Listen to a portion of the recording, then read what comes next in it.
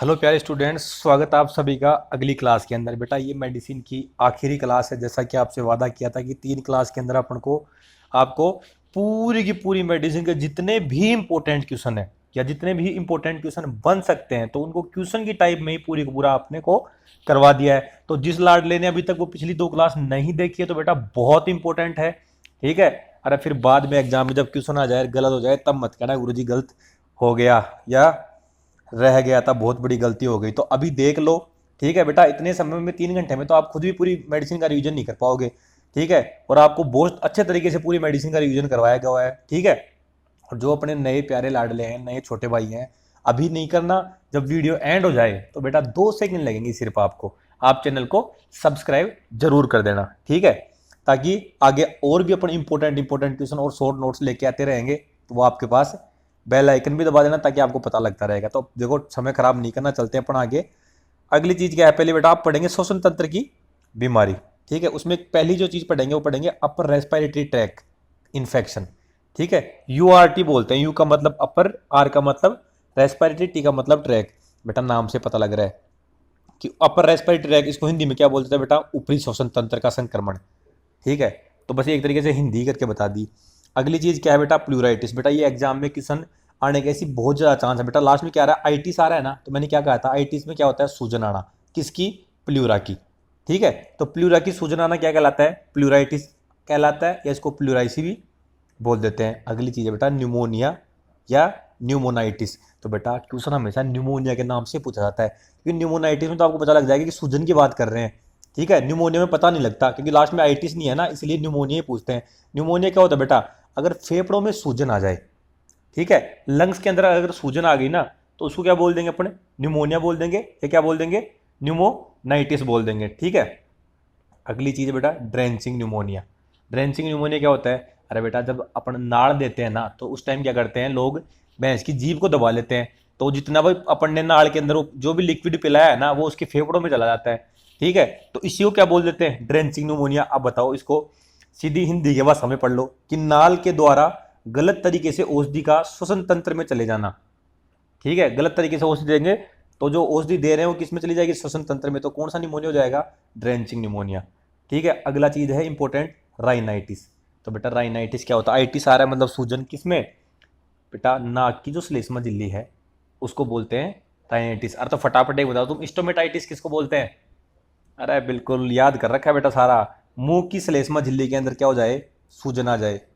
तो देखो जो अपने साथ साथ चल रहा है ना उसको तो ये सारी बातें पता है, और जो नहीं देख रहा वो बाद में पछताएगा। क्या ही कर सकते हैं अपन तो पूरी हेल्प की कोशिश कर रहे हैं। लेरिंजाइटिस, लेरिंजाइटिस बेटा नाम से पता लग रहा है, आइटिस का मतलब सूजन, और आगे क्या लिखा है, लेरिंग्स।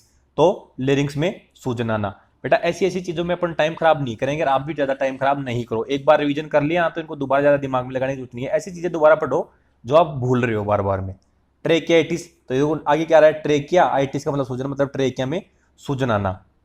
तो ये तो अपनी होगी श्वसन तंत्र की बीमारी। अब अपन बात करते हैं तंत्रिका तंत्र की बीमारी। कौन सा हो गया पहले तो, अब बेटा ये 2-3 चीजें हैं ना इसमें देखो, ये कंफ्यूजन वाली चीजें हैं, ठीक है। जैसे ये तो नहीं है मेनिंजाइटिस, तो क्यों, क्योंकि आइटिस मतलब सूजन और मेनिंजेज, तो आगे मेनिंजेज है तो मतलब किसमें, मेनिंजेज की सूजन आना। ये तो कंफ्यूजन नहीं है, इन दो में कंफ्यूजन हो सकता है।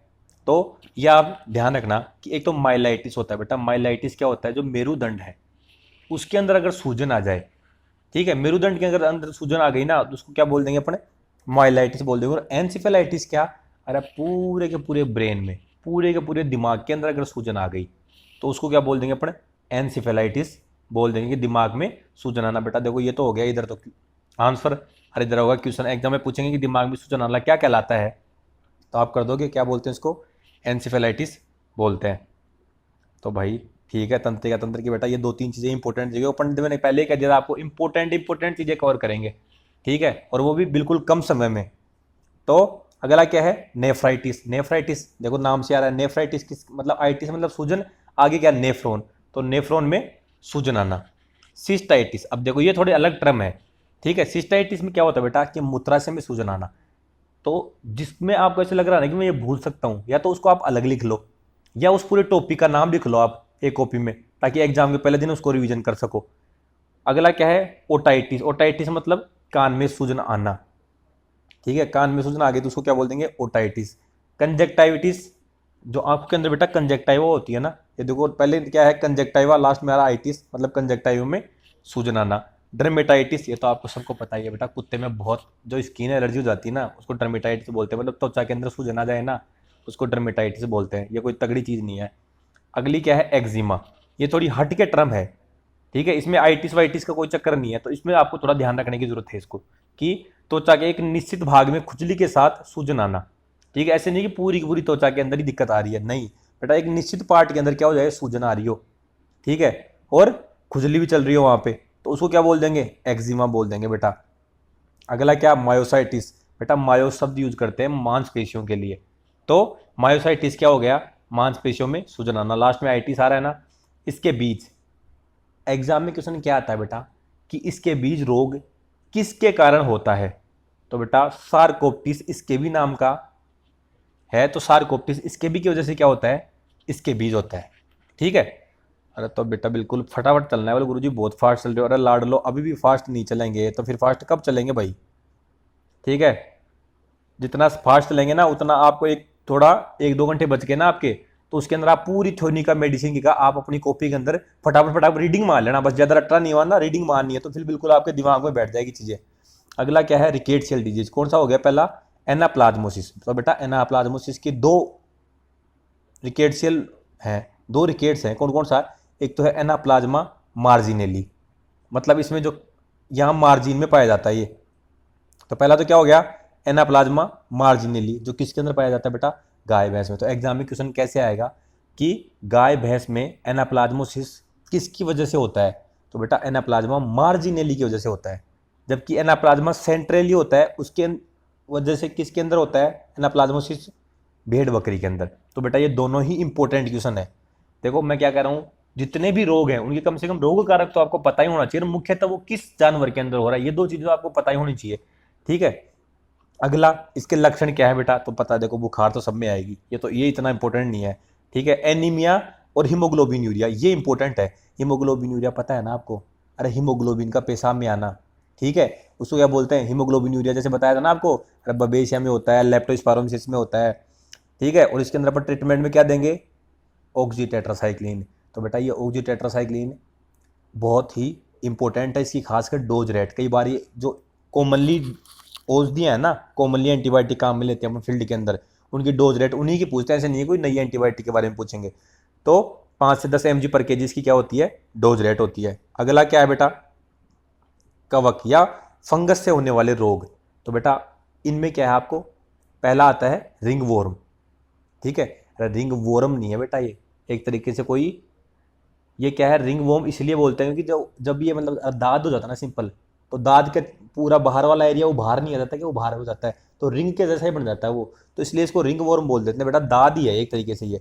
तो किस किस की वजह से हो सकता है ये एग्जाम में क्वेश्चन आ जाएगा, तो कि रिंग वॉर्म किसकी वजह से होता है, option A microsporum, option B trichophyton, option C epidermophyton और ऑप्शन डी सभी। तो बेटा ये सभी तीनों की वजह से होता है, माइक्रोस्पोरम की वजह से भी होता है, ट्राइकोफाइटोन की वजह से भी होता है और एपिडर्मोफाइटोन की वजह से भी होता है। अब इसके अंदर होगा क्या, तो बेटा कब का पता ही है, आपके दाद हो जाता है तो क्या क्या होता है दाद होने पे, तो जहाँ दाद हो रहा है ना वहाँ त्वचा लाल हो जाएगी, और त्वचा का लाल होना क्या बोलते हैं इरिथीमा बोलते हैं।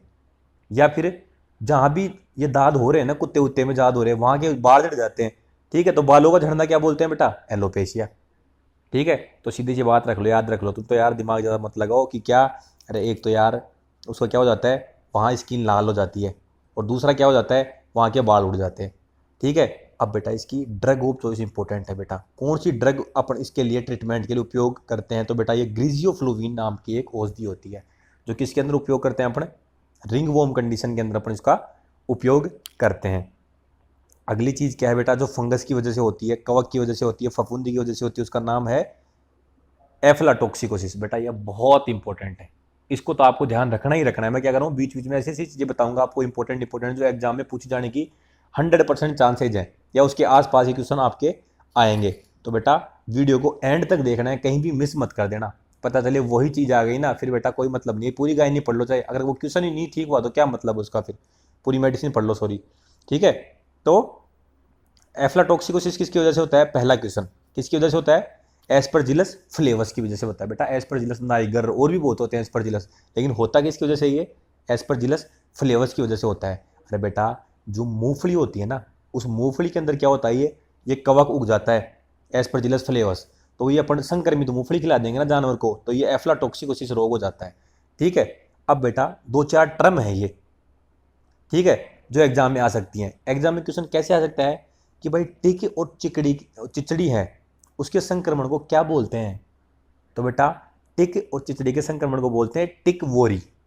तो इसको तो ज़्यादा तुम्हें याद रखने की जरूरत है नहीं, देखो पहले शुरू में टिक आ गया ना, तो टिक वोरी, टिक वरी क्या बोल देंगे कि चिचड़ी या टिक का संक्रमण। तो सही है। अगला क्या है, माइट्स का इन्फेक्शन। अगर माइट का इन्फेक्शन हो जाए तो उसको क्या बोलते हैं, मेंज। तो कॉमनली अपन बोलते रहते हैं ना कि मेंज माइट, तो मेंज क्या होती है बेटा, अगर जो माइट का इन्फेक्शन हो गया ना, उसी कंडीशन को क्या बोलेंगे अपन, उसको मेंज बोलेंगे। बेटा अगर लाइस, लाइस का मतलब होता है जू, अरे बेटा अगर जू जू पड़ रही है ना, ठीक है, तो उसको क्या बोल देंगे, उसको बोल देंगे पेडिकुलोसिस। ठीक है, पहले गाँव में बहुत लोगों के बाड़ों में जू मिल जाती थी, तो बेटा उस कंडीशन को क्या बोलेंगे, उसके जू के संक्रमण को पेडिकुलोसिस बोलते हैं। और जो बेटा मक्खियां हैं ना, उन मक्खियों का संक्रमण हो जाए, या उसको मक्खियों क्या बोल देंगे अपन, फ्लाइज, फ्लाइज का संक्रमण हो जाए तो उसको कंडीशन क्या बोलते हैं, मियासिस। तो ये 4 कंडीशन हो गई, ये इधर तो हो गया आपका क्वेश्चन और इधर हो गया आपका आंसर। तो लाड लो, अपन बिना समय गंवाए क्या करते हैं, फटाफट रिवीजन करना है अपने को। देखो जितनी सब्जेक्ट में आपको रिवीजन करा पाऊंगा ना, उतनी मैक्सिमम करवाऊंगा। ठीक है, अगली चीज क्या है बेटा, ट्रिमिटोड या फ्लूक्स की वजह से होने वाली बीमारी। देखो पहली चीज तो क्या पूछते हैं कि एंटी ट्रिमेटोडल ड्रग कौन सी होती हैं, तो बेटा जो ट्रिमेटोड या फ्लूक्स के खिलाफ औषधि होती है उनको एंटी ट्रिमेटोडल ड्रग बोलते हैं। ठीक है, अगला क्या है, सबसे पहला रोग क्या बोलते हैं, फेसियोलोसिस। ठीक है, तो फेसियोलोसिस की होता किसकी वजह से, पहला क्वेश्चन यहीं से स्टार्ट हो गया, पहला क्वेश्चन तो किसकी वजह से होगा, फेसियोला हिपेटिका। और एग्जाम में दूसरा क्वेश्चन किस तरीके से पूछ सकते हैं बेटा, इसी को घुमा के, कि लीवर फ्लूक किसको कहते हैं, तो बेटा लीवर फ्लूक किसको बोलते हैं, फेसियोला हिपेटिका। अरे हिपेटिका बेटा आपको पता ही है, लीवर के लिए हिपेटिक शब्द किसके लिए यूज करते हैं, लीवर के लिए यूज करते हैं। तो आपको देखो, अगर जिसने ढंग से सोच समझ के पढ़ाया ना, तो उसको तो गलत होगा नहीं। तो ये क्या हो गया, फेसियोला हिपेटिका इसको बोलते हैं, लीवर फ्लू को फेसियोला हिपेटिका ही बोलते हैं बेटा। ठीक है, अब इसका अंतिम होस्ट क्या है, रुमंती जानवर है। अंतिम होस्ट क्या होता है बेटा, जहां लास्ट में ये अपना प्रजनन की क्रिया हो करेगा। ठीक है, और मध्यवर्ती होस्ट कौन सा होता है, जलीय घोंघा। लेकिन ये इतना ज़्यादा कोई इंपॉर्टेंट है नहीं। इंपॉर्टेंट चीज़ क्या है बेटा, ये 4 चीज़ें, ये चारों चीज़ें मोस्ट इंपॉर्टेंट है बेटा। मैं क्या कर रहा हूँ, जो जो इंपॉर्टेंट चीज़ है ना, ये पूरी मैंने यहाँ लिख दी, तो कम से कम आपने पूरी क्लास देख लोगे ना, तो कम से कम इंपॉर्टेंट चीज़ों को तो सारों का पता लग जाएगा कम से कम। ठीक है, तो बोटल जा कंडीशन होगा पहला, तो फेसियोलोसिस बीमारी के कारण बोटल जा कंडीशन क्या होता है बेटा, जो मैंडिबल होती है ना, निचला जबड़ा होता है, उसके बीच में, दोनों जबड़े के बीच में खाली जगह होती है ना, उस खाली जगह के अंदर पानी भर जाता है, तो वो बोतल की जैसे दिखने लग जाती है। तो इस कंडीशन को क्या बोलेंगे अपन, बोटल जा कंडीशन। जा का मतलब जबड़ा होता है ना, आपको पता ही है। हिपेटाइटिस, हिपेटाइटिस मतलब हिपेटिक शब्द किसके लिए यूज करते हैं, यकृत के लिए, और लास्ट में आइटिस आ रहा है मतलब यकृत की सूजन। कोलेंजाइटिस बेटा बाइल डक्ट की सूजन आ जाए। तो क्वेश्चन बेटा ये सिंपल सिंपल क्वेश्चन है। तो देखो ये एक तो लक्षण भी हो गए, फेसियोलोसिस के लक्षण भी हो गए, साथ में ये टर्म भी हो गई एक तरीके से। ये भी तो एग्जाम में पूछ सकते हैं ना आपको कि बाइल डक्ट की सूजन को क्या बोलते हैं, कोलेंजाइटिस। और कोलेंजाइटिस किस रोग का लक्षण है, तो बेटा फेसियोलोसिस का लक्षण है। एक पाइप स्टेम लीवर, जो लीवर है ना बेटा एकदम कठोर हो जाता है। ठीक है, तो उस कठोर लीवर को क्या बोलते हैं, पाइप स्टेम लीवर। तो बेटा ये बहुत ही स्पेसिफिक कैरेक्टरिस्टिक हो गए, स्पेसिफिक लक्षण हो गए। ठीक है, जो किसी और रोग में नहीं पाए जाते, इसलिए क्या है ये एग्जाम में पूछे जाने के इसके चांसेस ज्यादा होते हैं। तो अगर एग्जाम में पूछ रहे हैं ना पाइप स्टेम लीवर किसके अंदर होता है, तो फेसियोलोसिस के होता अंदर होता, आप कर ही दोगे। इसका ट्रीटमेंट क्या कर दोगे बेटा, ट्राइक्लाबेंडाजोल। ठीक है, ट्राइक्लाबेंडाजोल कितनी डोज रेट से देते हैं अपन, 10 से 12 mg पर kg के हिसाब देते हैं। तो अगला क्वेश्चन देखो यहाँ, ये क्या है, फटाफट फटाफट अपन क्या करेंगे, रिवीजन करेंगे इसका। तो एम्फिस्टोमोसिस, एम्फिस्टोमोसिस पहला क्वेश्चन तो क्या बनता है बेटा कि एम्फिस्टोमोसिस होता किसकी वजह से, तो एम्फिस्टोमोसिस किसकी वजह से होता है बेटा, पैरा एम्फिस्टोम सर्वाई या पैरा एम्फिस्टोमम सर्वाई की वजह से क्या होता है, एम्फिस्टोमोसिस होता है। ठीक है बेटा, एग्जाम में क्वेश्चन ऐसे भी आ सकता है कि रूमिनल फ्लूक किसको कहते हैं, तो रूमिनल फ्लूक किसको कहते हैं बेटा, पैरा एम्फिस्टोमोसिस को क्या बोलते हैं, पैरा एम्फिस्टोमम सर्वाई को क्या बोलते हैं, रूमिनल फ्लूक भी बोलते हैं, क्योंकि ये रूमिनल जानवर है ना उनके अंदर पाया जाता है। ठीक है, फिर इसके अंदर क्या है बेटा, इसकी टिपिकल लक्षण क्या है, एक तो इसमें लगातार जो बदबूदार दस्त होंगे। ठीक है, जो दस्त होंगे ना ऐसे बदबू आएगी उनमें भयंकर, और दस्त होते रहेंगे पूरे दिन। ठीक है, तो उस कंडीशन को बिस्सी रोग भी कहते थे कि तरल बदबूदार दस्त को उनको वो बिस्सी रोग भी बोल देते हैं। एक बेटा जो बोटल जा कंडीशन है ना, वो फेसियोलोसिस के अंदर भी होती है, एम्पिस्टोम के अंदर भी होती है। तो देखो ये दोनों चीजें आपको ध्यान रखनी है। क्वेश्चन कैसे आ जाएगा कि बोटल जा कंडीशन या बोटल जा लक्षण किस रोग का है, तो बेटा ऑप्शन में ए में मिल जाएगा एम्पिस्टोमोसिस, बी ऑप्शन मिल जाएगा फेसियोलोसिस, सी मिल जाएगा ए और बी दोनों। तो आपको क्या कर देना है, ए और बी दोनों कर देना है। और अगला क्या है बेटा, उधर है ना पेट है ना बिल्कुल गोल मटोल सा हो जाएगा, जिसको क्या बोल देते हैं, पिट्टू। तो ये इसके क्या हो गए, स्पेशल करेक्टरिस्टिक हो गए। ठीक है, तो ठीक है, तो फिर ठीक है भाई लाड लो, चलते हैं आगे। इसका ट्रीटमेंट क्या कर देंगे अपन, ऑक्सीक्लोजानाइड से अपन क्या कर देंगे, एम्पिस्टोमम सर्वाइका पैराम्पिस्टोमम सर्वाइका ट्रीटमेंट कर देंगे। 10 से 15 mg पर केजी क्या है इसकी डोज रेट है। अगला क्या है बेटा, नेजल सिस्टोसोमियासिस। अब नेजल सिस्टोसोमियासिस क्या होता है बेटा, देखो नेजलिस, नेजलिस किसको बोलेंगे, नाक को, और इधर भी क्या आ रहा है, नेजल। तो याद रखने में आसानी हो जाएगी ना कि नेजल सिस्टोसोमियासिस किसकी वजह से होता है, सिस्टोसोमा नेजलिस की वजह से। ठीक है, जिसको क्या बोलते हैं, तो उसका दूसरा नाम क्या है, ब्लड फ्लूक। ठीक है, तो नेजल सिस्टोसोमा को दूसरा नाम क्या बोल देते हैं, ब्लड फ्लूक बोल देते हैं। तो एग्जाम में क्वेश्चन ऐसे भी आ सकता है कि ब्लड फ्लूक किसको कहते हैं, तो सिस्टोसोमा नेजलिस को ब्लड फ्लूक कहते हैं। अब बेटा इसके जो दूसरे नाम है ना, वो भी बहुत इंपॉर्टेंट है।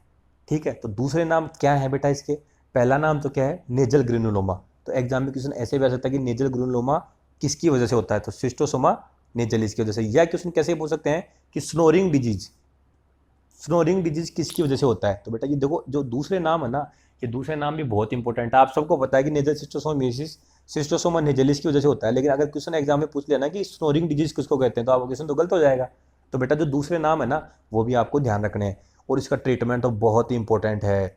ये आपको मैंने पहले क्वेश्चन, अगर जो बच्चा अपना साथ साथ कर रहा है उसको ये चीज़ें पहले से ही पता है, क्योंकि अपन ने वो क्वेश्चन के अंदर पहले दिया था, टाटार इमेटिक अपन नेजल सिस्टोसोमियासिस के अंदर ट्रीटमेंट में देंगे, जिसकी डोज रेट क्या है बेटा, 2 mg पर केजी। तो टाटार इमेटिक है ना, आपको मैंने पहले भी बताया हुआ है। अगला क्या है, निमेटोड की बीमारियां। तो बेटा पहला निमेटोड है वो क्या है, जो पहला निमेटोड से होने वाला रोग है उसका नाम है हिमोकोसिस।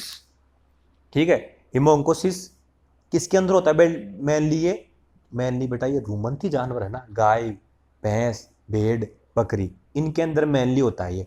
अब पहली चीज तो देखो यही हो गया कि हिमोकोसिस किसके अंदर होता है, तो रूमंथी जानवरों के अंदर होता है। दूसरा क्वेश्चन क्या हो गया कि किसके कारण होता है, तो बेटा हिमोंकस कॉन्ट्राटस के कारण होता है, जिसको अपन क्या बोलते हैं, स्टोमक वॉर्म बोलते हैं, क्योंकि बेटा ये स्टोमक के अंदर पाया जाता है। तो ऐसा नहीं है कोई और कोई वजह है इसकी, स्टोमक के अंदर पाया जाता है, इसलिए इसको स्टोमक वॉर्म बोल देते हैं अपन। ठीक है, तो हिमोंकोसिस क्या हो गया, देखो हिमोंकस। ठीक है, दोनों के अंदर हिमोंकस है ना, तो आपको याद रखने में आसानी हो जाएगी कि हिमोकोसिस किसकी वजह से होगा, हिमोंकस कॉन्ट्राटस की वजह से। अगला क्या मैंने क्या कहा, स्टोमक के अंदर पाया जाता है। स्टोमक के भी कौन से भाग में, 4 भाग होते हैं ना रूमिनेंट्स के अंदर, तो रूमन रेटिकुलम ओमेजम अबोमेजम। तो बेटा जो अबोमेजम भाग है ना, उसमें ये आराम से बैठा बैठा पड़ा हुआ रक्त चूसता रहता है। ठीक है, तो अमोमेजम में रक्त चूसने वाला परजीवी हो गया। अब इसका ट्रीटमेंट कैसे करेंगे, तो इसका ट्रीटमेंट में तो लिवामिसोल दे देते हैं अपन 7.5 mg पर केजी के हिसाब से, या फिर अपन आयुर्मेक्टिन दे देते हैं। तो बेटा आयुर्मेक्टिन की डोज रेट आपको पहले भी मैंने बताई है एक क्वेश्चन में। तो बताओ ना, क्वेश्चन भी साथ साथ करवाए हैं ना, वो आपको एक तरीके से मान लो थ्योरी का ही रिवीजन करवा रहे हैं, तो वो क्वेश्चन भी जो आपको डाल रहे हैं ना, वो बिल्कुल पढ़ो आप बेटा साथ साथ में। तो उसकी डोज रेट 0.2 mg पर केजी बेटा, ये इंपॉर्टेंट भी है, एग्जाम में पूछा जा सकता है ये आयुर्मेक्टिन के बारे में। जो इंपॉर्टेंट क्वेश्चन है ना एग्जाम में पूछे जा सकते हैं, मैं सारे आपको यहाँ प्रोवाइड करूँगा। अब अगला क्या है बेटा, दूसरा निमेटोड कौन सा है, लंग वॉर्म इन्फेक्शन, जिसको क्या बोलते हैं, हस्क या हुज, या फिर क्या बोलेंगे, वर्मिनिफॉर्म न्यूमोनिया।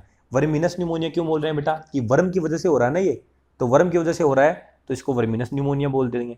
इसका नाम देखो एग्जाम में बेटा, जरूरी नहीं है कि ऐसे ही आए क्वेश्चन कि वर्मिनस न्यूमोनिया किसकी वजह से होता है, नहीं, ऐसे भी आ सकता है कि हस्क किसकी वजह से होता है, या हुज कंडीशन किसकी वजह से होती है। तो किसकी वजह से होती है, डिक्टियोकुलस विविपेरस की वजह से, जिसको लंग वॉर्म बोलते हैं, क्योंकि ये लंग के अंदर पाया जाता है ये वॉर्म।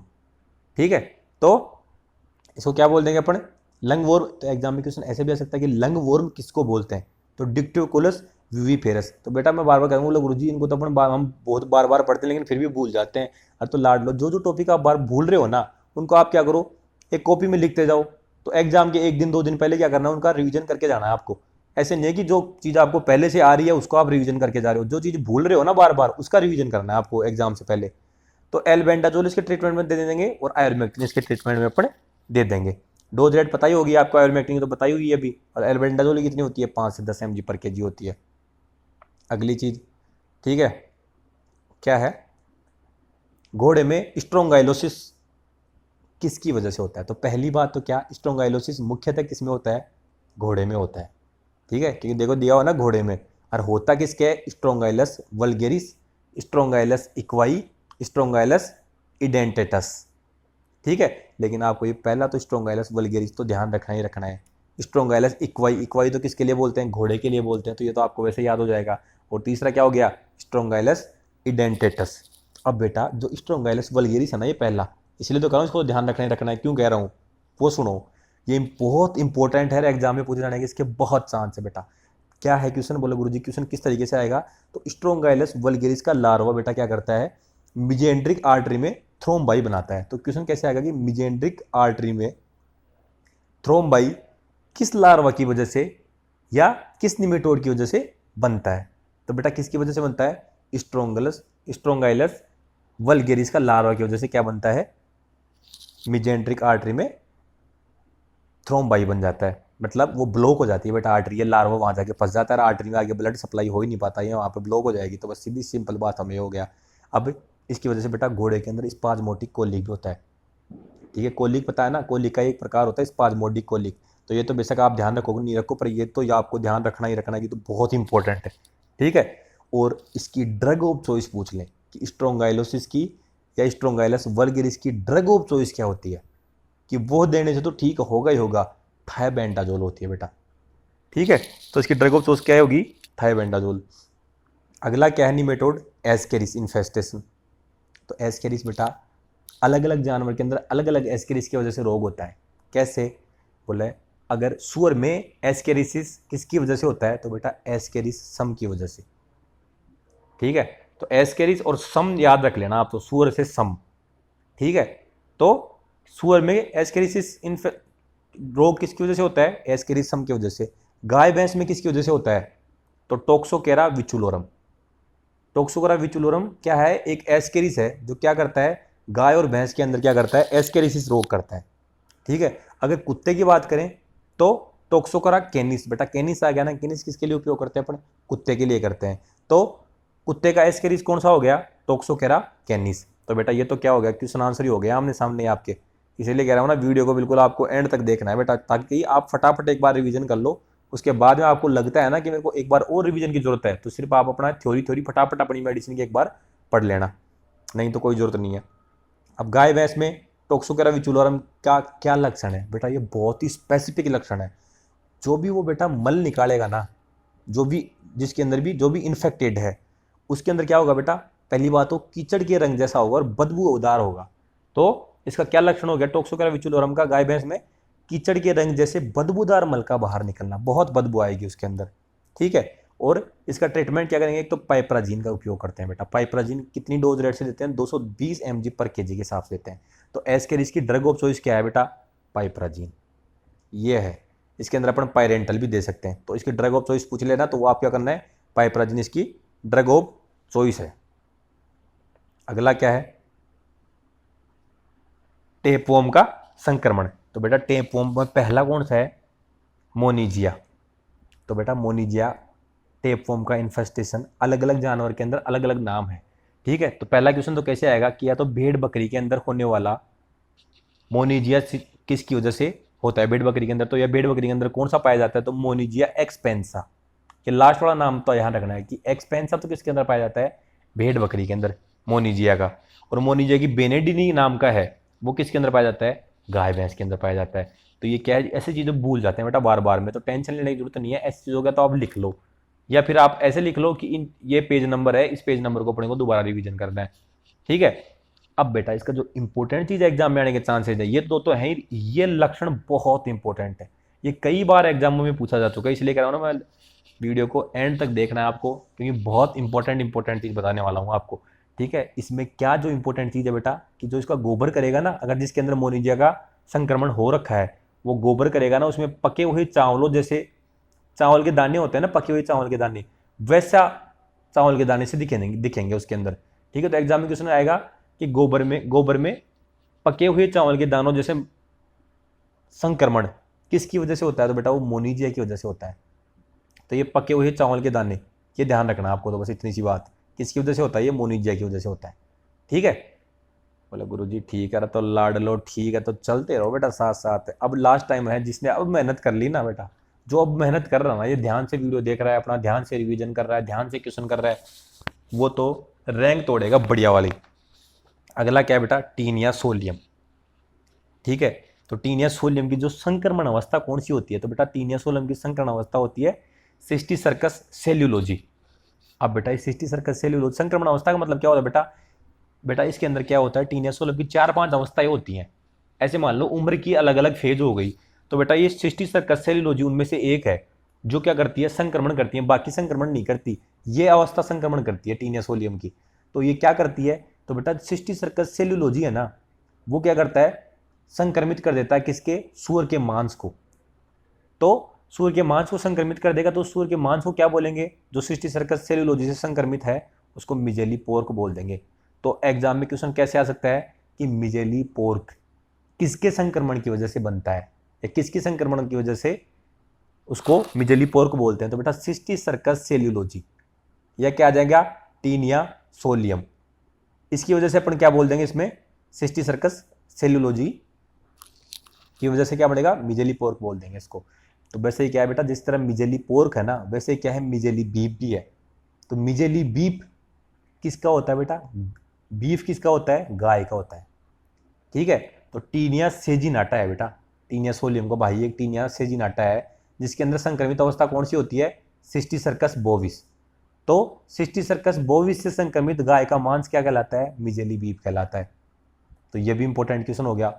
ये देखो बहुत ही इंपॉर्टेंट क्वेश्चन, गिड। गिड किसकी वजह से होता है, तो बेटा टीनिया मल्टीसेप्स की वजह से भेड़ के अंदर होता है। इसकी आपको जाति भी याद रखनी है कि किस जानवर के अंदर होता है, तो बेटा भेड़ के अंदर होता है गिड। ठीक है, बहुत इंपॉर्टेंट चीज़ है, एग्जाम में पूछ जाने के बहुत चांसेस है बेटा इसके। अब बोले गिड में होता क्या है, तो बेटा दिमाग खराब हो जाता है उसका, भेड़ का गोल गोल चक्कर काटती रहती है, तो गोलाकार चक्कर काटना इसका मुख्य लक्षण हो गया। अगली चीज़ क्या है बेटा, मेंज के प्रकार। ठीक है, अब मेंज में बेटा कौन कौन सी मेंज है, इसमें ये पूछा जाएगा। मेंज पता ही है ना आपको कि माइट का जो संक्रमण होता है उसको मेंज बोलते हैं। तो डेमोडेक्टिस मेंज किसकी वजह से होगा, पहला क्वेश्चन तो आएगा आपका किसकी वजह से हो रहा है, देखो सामने यहाँ से लिख रहा है डेमोडेक्स कैनिस माइट है ना, उसका संक्रमण हो जाएगा, तो क्या हो जाएगा, डेमोडेक्टिस मेंज रोग हो जाएगा, जो मुख्यतः किस में होता है बेटा, कुत्ते में होता है। ये कैनिस आ रहा है ना, ये देखो डेमोडेक्स कैनिस, तो किस में हो रहा है, मुख्यतः कुत्ते में होगा।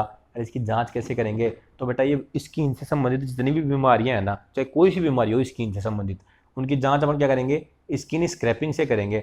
जो क्या करेंगे अपन, अरे स्किन को खुरच देंगे, और खुरच क्या कर लेंगे, उसको 10% KOH में डाल लेंगे और फिर उसकी जांच करेंगे।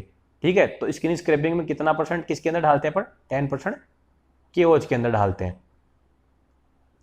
अगला क्वेश्चन क्या जाएगा कि ईयर मेंज, ये किसकी वजह से होता है ईयर मेंज रोग, तो बेटा ओटोडेक्टस साइनोटिस की वजह से। ये भी किसमें होता है, मुख्यतः कुत्ते में, कान में खुजली चलने लग जाती है भयंकर। तो ईयर मेंज पता चली गया, ये देखो क्वेश्चन हो गया आपका, और ये हो गया सामने ही आंसर। हेड मेंज, ये सार्कोप्टिस, इसके भी ओविस की वजह से होता है। तो बेटा ओविस किसके लिए यूज करते हैं अपन, भेड़ के लिए करते हैं, तो बेटा ये मुख्यतः किस में होगा, भेड़ में होगा। तो हेड मेंज किसकी वजह से हो रहा है, सार्कोप्टिस स्केबी की वजह से। फुट मेंज किसकी वजह से होता है, कोरियोप्टिस बोविस की वजह से।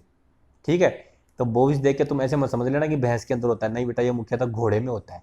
कोरियोप्टिस बोविस की वजह से क्या होता है, फुट मेंज, तो मुख्यतः किसके अंदर होता है, घोड़े के अंदर। अब बेटा गिड की बात तो अपन ने कर ली थी, ये देखो कहाँ है पीछे, गिड टीनिया मल्टीसेप्स की वजह से होता है। फॉल्स गिड आ जाए एग्जाम में, देखो ये चीज़ भी ध्यान रखनी है, छोटी छोटी चीज़ें ध्यान रखनी है, आपको चीज़ें अच्छे से पता है गिड, लेकिन उसमें पूछ लिया फॉल्स गिड, तो हो गए ना कन्फ्यूज कि ये चीज़ क्या आ गई, तो आप तो वही चीज़ गिराओगे टीनिया मल्टीसेप्स। नहीं बेटा, फॉल्स गिड होता भेड़ में ही है, लेकिन होता किसकी वजह से, ईस्ट्रस ओविस नाम का जो वो होता है उसके लार्वा की वजह से होता है। ईस्ट्रस ओविस के लार्वा की वजह से क्या होगा, फॉल्स गिड होगा। तो गिड और फॉल्स गिड दोनों अलग अलग चीज़ है, कंफ्यूज नहीं होना है। ठीक है, तो बेटा आप थोड़ा सा ही और बचा है, तो आपको वीडियो पूरी एंड तक देखनी है। इतना देख लिया तो पूरे के पूरे वीडियो को देखो लास्ट तक, एक दो चीज़ें रह गई वो इंपॉर्टेंट पता चले, यहीं से क्वेश्चन आ गया। तो ब्रुसेलोसिस का टीकाकरण तो बेटा पहली बात तो क्या है, जो ब्रुसेला की वैक्सीन होती है ना, उसको अपन काफ वुड वैक्सीनेशन भी बोलते हैं। तो काफ हुड वैक्सीनेशन किस रोग के कारण या किस रोग के लिए की जाती है, तो ब्रुसेलोसिस के लिए अपन क्या करते हैं, काफ वुड वैक्सीनेशन करते हैं। और इसमें खास बात क्या है बेटा, दोनों ही बहुत इंपॉर्टेंट बात है। क्या, पहली बात तो कि जीवन में सिर्फ एक बार करते हैं इसका टीका, जब 4 से 8 माह की उम्र होती है ना, वो भी सिर्फ मादा बछड़ी में। और जो नर बछड़ा होता है ना, उसके अंदर ब्रुसेला की वैक्सीन नहीं लगाते अपन, सिर्फ किस में लगाते हैं, मादा बछड़ी में। ठीक है, और कब लगाते हैं, जब उसके 4 से 8 माह की उम्र होती है ना, तब लगाते हैं, पूरे जीवन में एक बार, उसके बाद में रिपीट करते ही नहीं। जैसे एफएमडी की तो साल में 2 बार लगाते हैं ना, ऐसे कुछ नहीं है सिस्टम ब्रुसेला में सिर्फ जीवन में एक बार लगाते हैं। ठीक है, अगली बात क्या है बेटा, जो गलघोंटू रोग है जिसको एचएस बोलते हैं, हेमोरेजिक सेप्टिसेमिया, या लंगड़ा बुखार जिसको क्या बोलते हैं, ब्लैक क्वार्टर या बीक्यू बोलते हैं। अगला क्या है, फड़किया। ठीक है, तो इन ये रोग क्या है, मुख्यतः बेटा वर्षा ऋतु में होते हैं। तो अपन क्या करेंगे, ये वर्षा ऋतु में होते हैं ना, तो वर्षा ऋतु आने से पहले अपन क्या करेंगे, टीकाकरण कर देंगे, ताकि वर्षा ऋतु आते आते तो इनमें इम्यूनिटी आ जाए, उस रोग से लड़ने की क्षमता पैदा हो जाए। तो अपन क्या कर देंगे, इसका इंजेक्शन मानसून से पहले ही कर देंगे, कब, मई जून में ही। तो गलघोटू, लंगड़ा बुखार और फड़किया होता कब है, मुख्यतः वर्षा ऋतु में, और इसका टीकाकरण कब होता है, मानसून से पहले, यानी कब, मई जून में। ठीक है, अब बात करेंगे अपन एफएमडी की, कि एफएमडी कब फैलती है बेटा, तो एफएमडी बरसात में नहीं फैलती बेटा, सर्दियों में फैलती है मेनली। ठीक है, तो बेटा सर्दियों में फैल रही है, मतलब नवंबर दिसंबर में फैल रही है, तो अपन इसका ट्रीट पहले ही करेंगे, इसका टीकाकरण। तो बेटा इसका टीकाकरण आपको ध्यान रखना है, साल में 2 बार करते हैं। और 2 बार कब कब करते हैं, एक तो करते हैं सितंबर में, एक करते हैं मार्च में। ठीक है, एक तो जैसे सर्दियां गई मार्च में कर दिया, और एक सर्दियां आ रही हैं उससे पहले कर दिया, सितंबर। ठीक है, तो बेटा थोड़ा सा और बचा है, बस थोड़ी सी क्लास और बची है, आपको लास्ट में थोड़ा सा पूरा वीडियो देखना है एंड तक। ठीक है, अरे कम से कम एक बार आंखों के सामने से पूरी सिलेबस निकल जाएगा ना, तो चीज़ें याद रह जाती है एग्जाम में, क्वेश्चन देखते ही, ऑप्शन देखते ही याद आ जाती है वो चीज़, चाहे वैसे याद नहीं रहे। इसलिए कम से कम आपको पूरे वीडियो को एक बार आपको देखना तो है ही है। तो संक्रमण की अवधि के आधार पर कि कितना समय हो रहा है। ठीक है, पहला क्या है, पर एक्यूट कंडीशन किसको बोलते हैं बेटा, कि बेटा 2 दिन के अंदर ही, अधिकतम 2 दिन के अंदर अंदर ही जानवर मर जाए भाई, तो उस कंडीशन को क्या बोलेंगे, उस रोग को क्या बोलेंगे, उस रोग की उस अवस्था को बोलेंगे बेटा पर एक्यूट अवस्था। ठीक है, जैसे उदाहरण क्या है, गलघोंटू, गलघोंटू के अंदर जानवर 2 दिन के अंदर अंदर सड़ जाता है। ठीक है, तो ये गलघोंटू कौन सा रोग है, एक तो पर एक्यूट हो गया। अक्यूट डिजीज क्या होता है, 3 से 14 दिन तक होती है उसकी संक्रमण अवधि। ठीक है, तो जैसे एफएमडी और इंटरपेस्ट अक्यूट डिजीज है। सब अक्यूट डिजीज क्या होता है, जिसमें 15 से 30 दिन तक रहे वो संक्रमण की अवधि कितनी होती है, 15 से 30 दिन। ठीक है, कि कोई डिजीज हो गया, वो 15 से 30 दिन तक जानवर के अंदर चल रहा है बेटा, तो उस कंडीशन को बोल देंगे अपन सब अक्यूट। और 30 दिन से भी अधिक का समय लग रहा है तो उसको बोल देंगे क्रोनिक। ठीक है, जैसे टीबी हो गया, पैरा टीबी हो गया, या तो बेटा वो क्या हो गया, क्रोनिक डिजीज। क्रोनिक क्या होता है बेटा, बहुत ही लंबे समय तक डिजीज होता है रहे, वो ठीक ही नहीं हो। जैसे क्रोनिक मेस्टाइटिस होती है ना, तो बेटा उसके अंदर फाइब्रोसिस हो जाता है, उसके जो अड्डर है ना वो बिल्कुल कठोर हो जाता है। तो ये क्या हो गए, चारों टाइप हो गए। अब क्या, फैलने की तीव्रता के आधार पर, एक तो कितनी तीव्र गति से हो रहा है, कितनी दूर में फैल रहा है, कि छोटे से क्षेत्र में फैल रहा है या बहुत बड़े क्षेत्र में फैल रहा है या पूरे विश्व में भी फैल रहा है। तो इसकी वजह से 3 भागों में अपन डिवाइड करते हैं। पहला क्या है, एंडेमिक या एनजूटिक बोलते हैं उसको। तो एग्जाम में क्वेश्चन कैसे आएगा इसका, कि एक छोटे से क्षेत्र में लंबे समय तक ज्यादा जानवरों को प्रभावित करने वाली संक्रामक बीमारी को क्या कहते हैं अपन, एंडेमिक। अरे बेटा एक छोटे से एरिया के अंदर वो बीमारी खत्म ही नहीं हो रही, पूरी साल की साल भरी रहती है और बहुत जानवरों को नुकसान पहुंचाती है, तो ऐसी बीमारी क्या बोल देंगे अपन, एंडेमिक बोल देंगे, कि एक छोटे क्षेत्र में लंबे समय तक ज्यादा जानवरों को प्रभावित करने वाली संक्रामक बीमारी।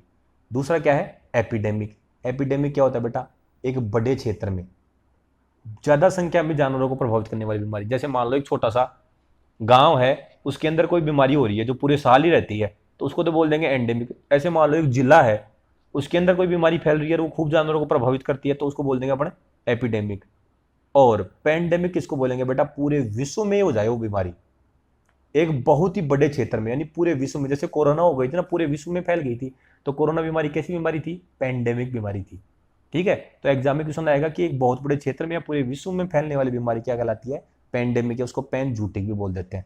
ठीक है, तो लाडलो आपने मान लो जो यहाँ तक पढ़ लिया ना आपने, अगर तीनों क्लासें देख ली तो आपने मान लो बहुत लोगों से आप आगे हो गए हो। ठीक है, तो स्पोरेडिक डिजीज बेटा पूरे झुंड में 1-2 जानवरों को प्रभावित करे, ऐसे नहीं कि पूरे जानवरों को प्रभावित करिए, सिर्फ एक दो जानवर उससे बीमार हो रहे हैं, तो उसको क्या बोल देंगे, स्पोरेटिक डिजीज बोल देंगे, किसी झुंड में एक दो जानवरों को पाई जाने वाली बीमारी। तो उसको आप क्या कर दोगे आंसर इसका, स्पोरेटिक डिजीज। अब संक्रामकता के आधार पर, ठीक है, संक्रामकता के आधार पर कैसे भाई, एक तो होता है इन्फेक्शियस डिजीज या संक्रामक डिजीज, कि भाई एक जानवर से दूसरे जानवर में फैल जाएगा। जैसे एफएमडी डिजीज होता है ना, एफएमडी डिजीज क्या है बेटा, संक्रामक डिजीज है बेटा, ये 1-1 किलोमीटर 1000-1000 किलोमीटर तक फैल जाता है, ठीक है, ये हवा के साथ ही ये इसका जो वायरस होता है ना वो फैल जाता है। तो बेटा इन्फेक्शियस डिजीज या संक्रामक रोग क्या होता है, एक जानवर से दूसरे जानवर में फैलने वाली बीमारी। तो एग्जाम में सीधा क्वेश्चन आ जाएगा, जब क्या आएगा एग्जाम में क्वेश्चन कि एक जानवर से दूसरे जानवर में फैलने वाली बीमारी क्या कहलाती है, तो इन्फेक्शियस डिजीज या संक्रामक रोग कहते हैं उसको। दूसरा क्या होता है, कंटाजियस डिजीज या छुआछूत का रोग। कंटाजियस डिजीज क्या होता है बेटा, कि एक जानवर को दूसरे जानवर के संपर्क में आने से फैलने वाला रोग, कि जैसे मान लो किसी के दांत हो रहे हैं किसी जानवर के, दूसरा जानवर उसके संपर्क में आ जाएगा ना, उसके टच होगा, जब तक उसके टच नहीं होगा तब तक वो रोग नहीं फैलेगा, जैसे उसके टच में आ गया ना, ठीक है, तो वो दाद उस दूसरे जानवर के भी हो जाएगा। तो दाद एक तरीके से कौन सा रोग है, कंटाजियस डिजीज है या छुआछूत का रोग है, ठीक है। और तीसरा क्या है, नॉन इन्फेक्शियस, बेटा जिस जानवर को बीमारी है उसी को रहेगी, ये कहीं नहीं फैलेगी। तो एग्जाम में क्वेश्चन कैसे पूछेंगे कि एक जानवर से दूसरे जानवर में नहीं फैलने वाली बीमारी क्या कहलाती है, तो ऑप्शन में आपको नॉन इन्फेक्शियस डिजीज बोल देंगे उसको। अब अगला क्या है, कुछ प्रजाति विशेष बीमारियां हैं। प्रजाति विशेष बीमारियां कैसे, कि स्पेशल नस्ल के अंदर ही मिलती हैं, ऐसे नहीं है कि सबके अंदर मिले। जैसे मिल्क फीवर है ना, मिलती तो गाय भैंस सबके अंदर ही है, लेकिन मुख्य रूप से सबसे ज्यादा मिल्क फीवर कौन सी नस्ल के अंदर होती है, तो बेटा जो जर्सी गाय है ना, देखो एचएफ भैंस है ना, इनके अंदर तो गाय, इनके अंदर बाकियों के अंदर तो होती है, लेकिन जर्सी गाय के अंदर तो बहुत ज्यादा होती है ये मिल्क फीवर। तो एग्जाम में क्वेश्चन क्या आएगा कि मिल्क फीवर मुख्यतः किस प्रजाति में होती है, तो जर्सी गाय के अंदर बेटा मुख्यतः होती है। तो मिल्क फीवर का अगला स्टेप क्या है, उसके अंदर अपन ने कैल्शियम लगाया नहीं, फिर क्या होता है, जानवर बैठ जाता है, उसको बोलते हैं पर डाउनर काउ सिंड्रोम, ठीक है। और पीपीएच, पीपीएच पता है आपको, पोस्ट पार्चुरेंट हीमोग्लोबिन यूरिया, जो फॉस्फोरस की कमी से होता है। कीटोसिस आपको पता ही है, जो ग्लूकोज की कमी से होता है। थनेला पता ही है आपको, बहुत सारे कारक होते हैं, एनवायरमेंटल कारक होते हैं, ठीक है। तो ये बेटा एचएफ गाय के अंदर बहुत होते हैं, बाकियों के अंदर भी होते हैं, ऐसा नहीं कि बाकियों के अंदर नहीं होते, लेकिन एचएफ गाय मुख्यतः किस में होता है, एग्जाम में क्वेश्चन आएगा कीटोसिस मुख्यतः किस प्रजाति में होता है, किस नस्ल में होता है, तो एचएफ नस्ल के अंदर होता है बेटा। और कोलिक, कोलिक तो आपको सबको बताइए बेटा, कोलिक घोड़े के अंदर ही होता है मेनली, है ना। और टिटनस भी है ना, वो भी घोड़े के अंदर ही होता है। बाकी जानवरों को अगर कोई भी मतलब तार वार से कट जाए ना, तो बाकी जानवरों में टिटनस होने की इतनी आशंका नहीं है। अगर बेटा घोड़े में तार तूर लग जाता है ना, तभी तो घोड़े में पुरानी नीडल अपन उपयोग में नहीं लेते, क्योंकि टिटनस होने के बहुत ज्यादा चांसेस होते हैं घोड़े के अंदर। तो कोलिक और टिटनस किससे संबंधित हो गई, मुख्यतः घोड़े से संबंधित हो गई। अगली क्या है, गलघोटू, बेटा अगली चीज क्या है, गलघोटू, जिसको एचएस बोलते हैं। तो एचएस किसकी होती है, देखो बहुत इंपॉर्टेंट चीज है ये, तो इधर तो क्वेश्चन हो गया, इधर हो गया आंसर, ठीक है। तो जो अब ये लास्ट तक जो आ गया ना लाडला, समझ लो बहुत लोगों से आगे निकल गए। और जो अब तक सब्सक्राइब जिसने नहीं किया, बस जैसे वीडियो पूरी हो 2 सेकंड का समय लगेगा बेटो, क्योंकि मैं तो आपके लिए देखो पूरे अच्छे से नोट्स तैयार करके बिल्कुल बिल्कुल क्वेश्चन वाइज जमा के लाता हूँ, तो 2 सेकंड तो आप भी निकाल ही सकते हो ना। तो लाइक कर देना, और अपने जो भी एलएसए के ग्रुप हैं उनमें आप शेयर कर देना, जो अपनी क्लास का ग्रुप हो चाहे अपनी कॉलेज का ग्रुप हो, ठीक है। तो गलघोटू किसके अंदर होता है, भैंस के अंदर होता है। हॉर्न कैंसर मुख्यतः किसमें होता है बेटा, बुलोक में। जो बेटा बुलोक होता है ना, जिसके सींग बड़े बड़े होते हैं, ठीक है, उसके अंदर बेटा हॉर्न कैंसर होने के चांसेस ज्यादा होते हैं। सर्रा बीमारी मुख्यतः, जिसको टिबरसा भी बोलते हैं ऊंट के अंदर, सर्रा बीमारी किसके अंदर होती है, मुख्यतः ऊंट में। एक क्वेश्चन क्या बनता है कि तिबरसा बीमारी किसके अंदर होती है, तो बेटा सर्रा को तिबरसा बोलते हैं ऊंट के अंदर। तो दोनों ही चीज आपसे पूछ सकते हैं, तो दोनों ही आपको बता दी। अब आपका क्वेश्चन ये गलत नहीं होना चाहिए। अगला क्या है, गिड और विब्रियोसिस। अभी तो पढ़ के आए हैं, गिड किसके अंदर होता है, मुख्यतः भेड़ में। क्या होता है टीनिया मल्टीसेप्स की वजह से होता है ना, जो भेड़ गोल गोल चक्कर काटती रहती है काफी देर तक। तो बेटा ये आपकी होगी मेडिसिन कंप्लीट। बधाई हो जिसने ये पूरी की पूरी 3 क्लास देख ली ना, ऐसे मान लो आपके 8 के 8 क्वेश्चन ठीक होने के चांसेस बढ़ गए हैं।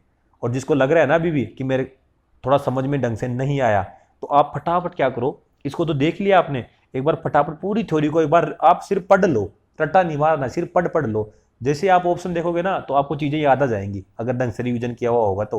तो अब लास्ट टाइम चल रहा है, ढंग से मेहनत करनी है बेटा, जम के मेहनत करनी है, ठीक है।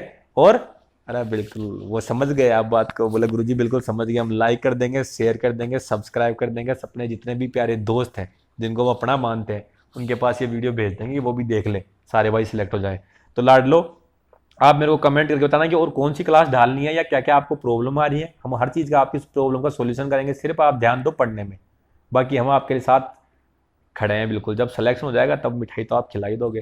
तो लाडलो, ऑल द बेस्ट, पढ़ो, मिलते हैं अगली क्लास में।